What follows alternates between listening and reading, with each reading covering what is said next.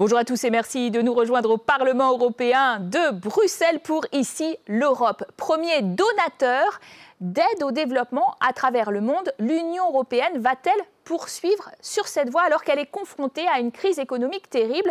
Nous aurons ce débat sur le plateau dans quelques minutes en compagnie de mes invités. Et puis nous vous proposerons aussi un reportage exclusif au Malawi. Et puis ne manquez pas la seconde partie de notre programme avec pour grand invité Pierre Vimont. C'est le Français qui dirige le service d'action extérieure de l'Union européenne et qui nous parle des enjeux de la diplomatie européenne.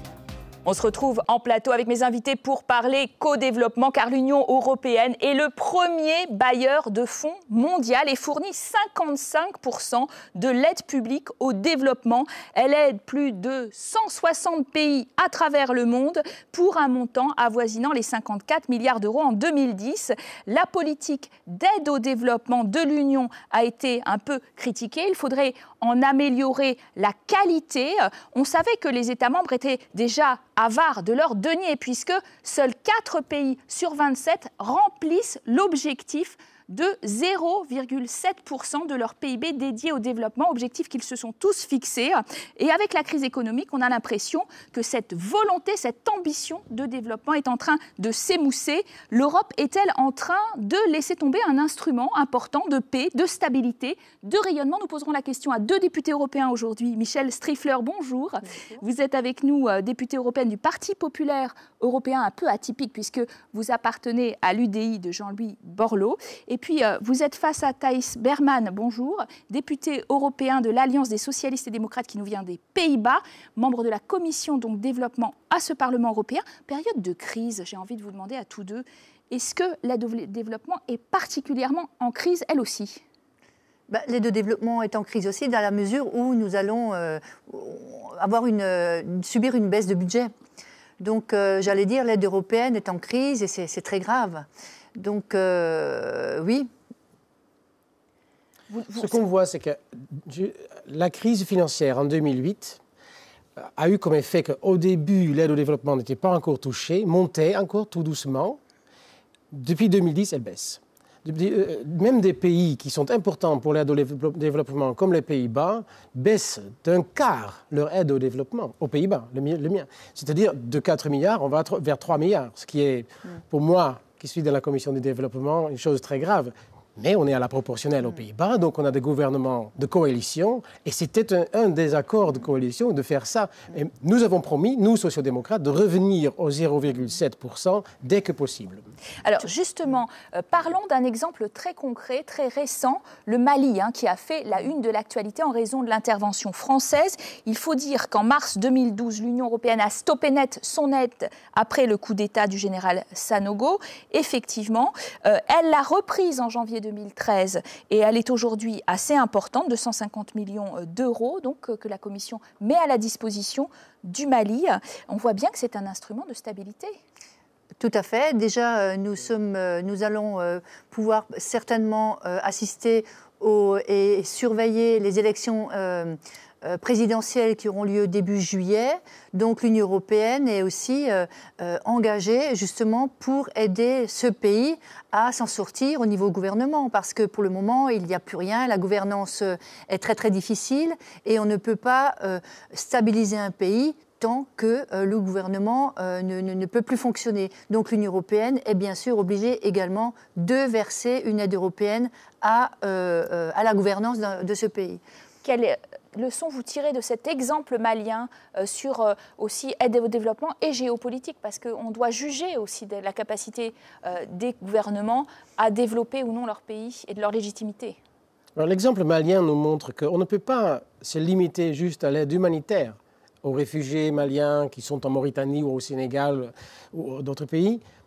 Il faut accompagner une politique d'aide humanitaire d'urgence, d'une politique de développement, proprement dit, parce que ces jeunes qui sont désœuvrés au Mali, et au nord du Mali en particulier, qu'est-ce qu'ils vont faire s'ils n'ont pas de travail, s'ils n'ont pas d'éducation qui mérite son nom? Donc il faut investir dans ces pays. Ceci dit, ce n'est pas sans condition. Et donc, quand il y a un coup d'État, il faut évidemment que ça ait des conséquences. On ne peut pas continuer à financer des dictateurs. Ça, ce n'est pas possible. Ouais. Ceci dit, il faut aussi penser à d'autres moyens de développement. On est au-delà de la période d'aide au développement, subventions, comme ça. Il faut aussi penser beaucoup plus à des prêts, aux moyens financiers nouveaux pour aider la croissance économique. Et ça se fait avec des prêts à des entrepreneurs. Puisqu'on parle de l'Afrique, on va parler d'un pays très pauvre en Afrique, du Malawi. L'Union européenne a octroyé une aide totale de 500 millions d'euros au Malawi, mais cette aide a été réorientée vers l'alimentation, la sécurité nutritionnelle, l'agriculture, le transport routier, comme nous le montre notre reporter sur place, Valérie Labonne. Faire plus d'un repas par jour et manger à sa faim est devenu une réalité pour ces enfants malawiens. Grâce à l'aide d'une ONG française et des fonds de l'Union européenne, leurs parents, petits agriculteurs, ont appris à diversifier leur culture et assurer plus d'une récolte par an. En plus du maïs, qui était leur seule source de nourriture, ils produisent depuis plus d'un an du soja et de l'arachide. Avant, j'étais très pauvre. En plus, je n'ai pas de mari, donc je dois gérer mon foyer seul.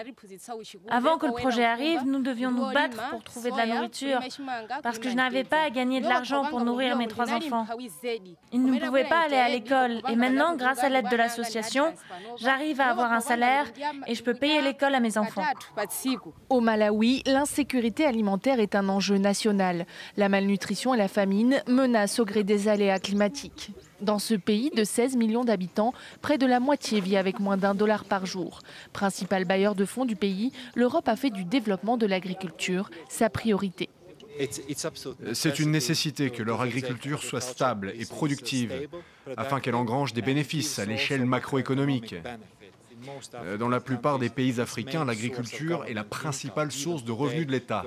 Aujourd'hui, les exportations se font seulement avec ce genre de produits, ce qui veut dire que s'il n'exporte pas ces produits, le pays doit alors les importer, comme l'huile et tout ce qui est produit à l'extérieur. Et c'est donc la banqueroute assurée. Sur les 210 millions d'euros d'aide versée au Malawi en 2012 par l'Union européenne, un tiers est investi dans l'agriculture. Une nouvelle stratégie inspirée de la FAO, l'Organisation des Nations Unies pour l'alimentation et l'agriculture. Son directeur général n'est autre que l'ancien ministre de l'Agriculture du Brésil qui, grâce au programme Faim Zéro, a extirpé 24 millions de personnes de l'extrême pauvreté en 5 ans. Moi, j'étais comme vous, j'avais l'habitude de manger du maïs et du soja, mais mon fils, lui, a mangé du poulet et du porc et... Au Malawi, en 2012, le président Bingu wa Mutharika décède en laissant le pays dans une situation économique critique. La vice-présidente prend alors le relais, elle dévalue la monnaie locale pour sortir son pays de la crise et demande le soutien de l'aide internationale. Que je quitte ce bureau ou que j'y reste d'ici les élections de 2014, en ayant réussi à apporter des revenus aux petits propriétaires ruraux, alors je serai la plus heureuse des femmes. Pourquoi ? Parce que quand on parle de croissance de la population, le cœur du problème, c'est la pauvreté. Quand vous regardez le problème des mariages précoces et de la déscolarisation, c'est aussi un problème de pauvreté. L'UE, dans son budget en baisse, consacrera 6,3 milliards d'euros en moins au développement entre 2014 et 2020. Or, cet argent est vital pour le Malawi, l'un des pays les plus pauvres d'Afrique. Et le vieux continent doit tenir ses engagements. Il est important de rappeler que l'Union européenne et ses États membres ont promis il y a longtemps que 0,7% de leur PNB serait consacré au développement d'ici à 2020. Et ça, c'est le minimum nécessaire. Aujourd'hui, l'Union européenne atteint 0,4%. C'est à peine un peu plus de la moitié et je crois profondément que l'Union européenne doit respecter ses promesses. À terme, l'UE vise à passer le relais aux autorités locales.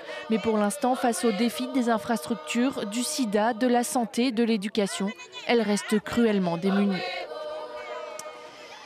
Alors, ce reportage, il montre bien que finalement, on est en train de changer d'approche. C'est vrai qu'on a fourni de l'eau, essayé de construire des choses, mais c'était un peu court-termiste comme vision. Tout à fait, et je suis ravie que les choses bougent, les choses changent. Là, nous avons un exemple frappant de ce qui se passe au Malawi et dans d'autres pays africains. La malnutrition, je crois qu'au Malawi, atteint dans les 49%, atteint les enfants d'à peu près 49%. C'est énorme.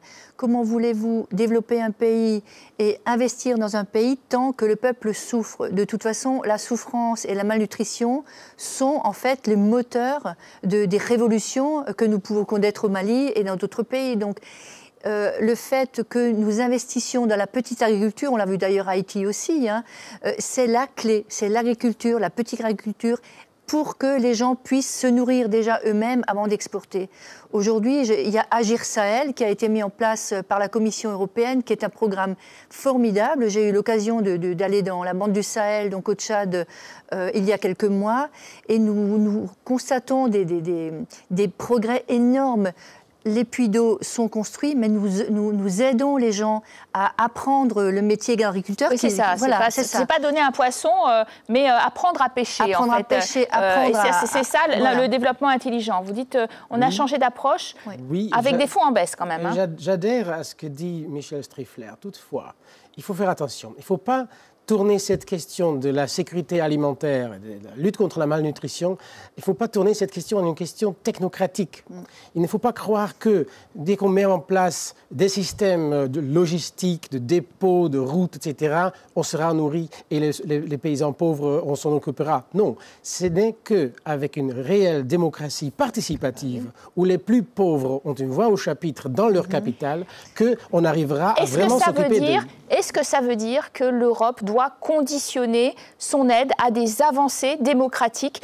Évidemment, on est en train de beaucoup se poser la question à l'issue des révolutions arabes pour tout le Maghreb, dont certains prennent des chemins qui ne sont pas très favorables, par exemple, aux femmes et à leurs droits. Est-ce qu'il faut vraiment que cette aide soit de plus en plus conditionnelle? De plus en plus, je ne sais pas, mais en tout cas, la conditionnalité...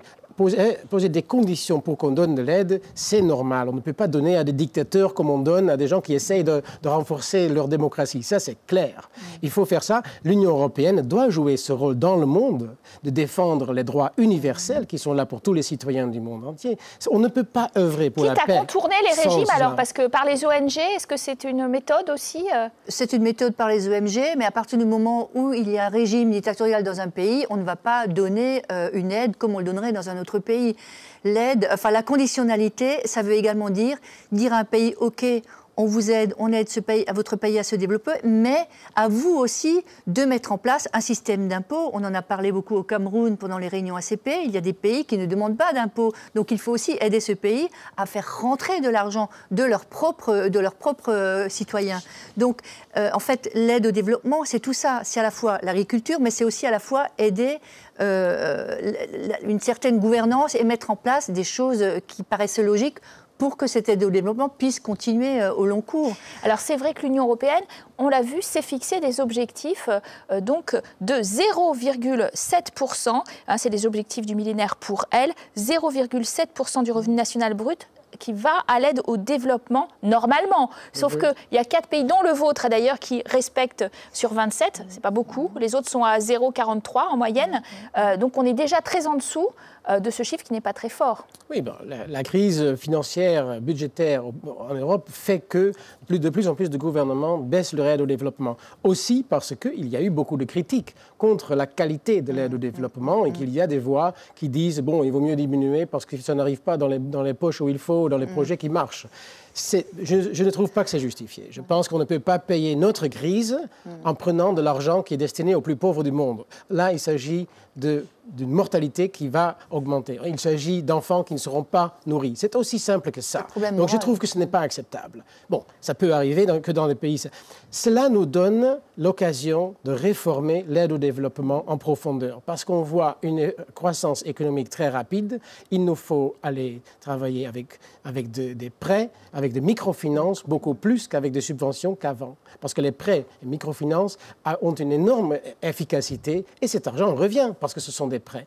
Donc soyons intelligents et utilisons cette crise pour ces changements-là. On est intelligent en ce moment. L'Union européenne peut se targuer d'avoir modifié jusqu'au bout de sa logique l'aide au développement. On peut faire confiance. Où va l'argent? On peut tout à fait faire confiance parce que vraiment, dans toutes les commissions, tous les partenaires européens ont vraiment conscience de l'obligation de changer de méthode. Et on le voit lors des réunions aux ACP, ce sont des dialogues que nous avons avec nos députés, les députés africains.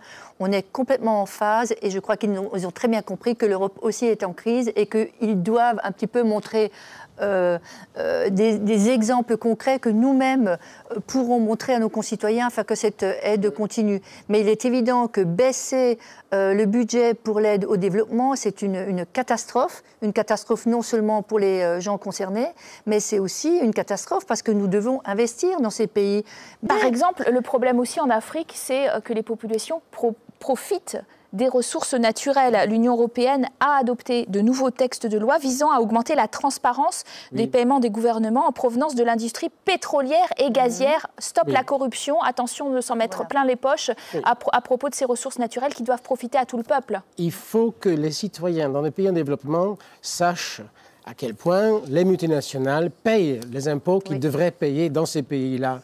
Il y a 6 fois plus d'argent qui sort de ces pays qui n'en rentre en aide au développement. Et c'est parce qu'on évite de payer les taxes avec un peu de corruption par-ci, avec quelques détournements par-là.